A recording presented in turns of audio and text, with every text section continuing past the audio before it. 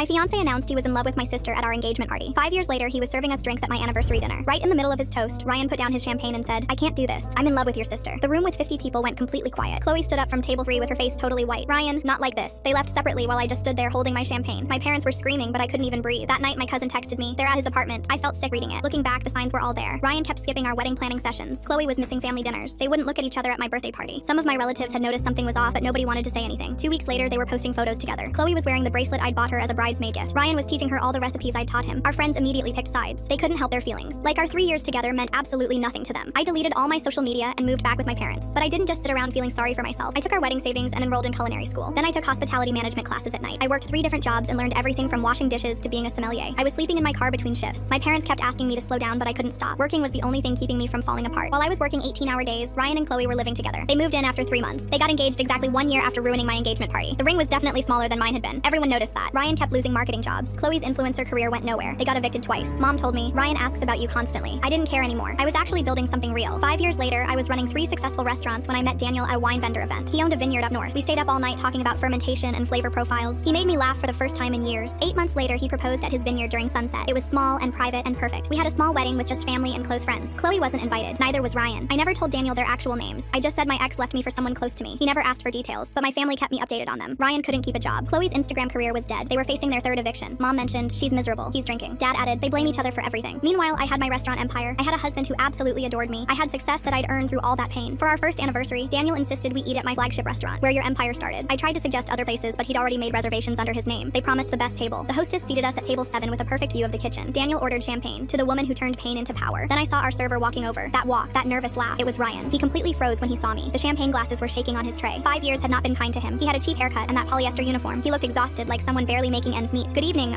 his voice cracked. "I'll be taking care of you tonight." Daniel didn't recognize him, but Ryan definitely recognized Daniel. Our wedding announcement had been in the business section, the vineyard acquisition. Everyone talked about us as this power couple. I watched him swallow hard. "Would you like our specials?" His hands were shaking holding the tablet. Daniel ordered everything expensive. The Wagyu, the wine pairing, the full 7-course tasting menu, all the things Ryan could never afford on a server's salary. For 2 hours, Ryan had to serve us. He refilled our glasses, he cleared our plates, he asked if everything was prepared to our liking. He watched Daniel kiss my hand. He listened to us laugh together. He saw the Harry Winston anniversary band that cost more than he made in a year. I could see him doing the math in his head. He'd only been working there 2 weeks. The restaurant had changed ownership 6 months ago. He hadn't known it was mine when he applied. Nobody mentions the owner's name during server training. Now he was trapped. When Daniel went to the bathroom, Ryan lingered at our table. "The restaurant, I didn't know it was yours. I didn't say anything. Started here last week. Needed anything. Still nothing from me. Chloe left me. Said I lacked ambition." His voice was breaking. I think about that night constantly. What I destroyed. Daniel came back and mentioned casually, "My wife owns this place. Building quite the empire." Ryan nearly dropped our dessert. "Congratulations," he whispered. When the check came, I signed it. Tips included. He stared at the amount. It was more than he'd make all week. A week later, my manager mentioned Ryan had quit. No notice. He just disappeared. Chloe was engaged to some dentist now. She texted me once wanting to talk. I deleted it.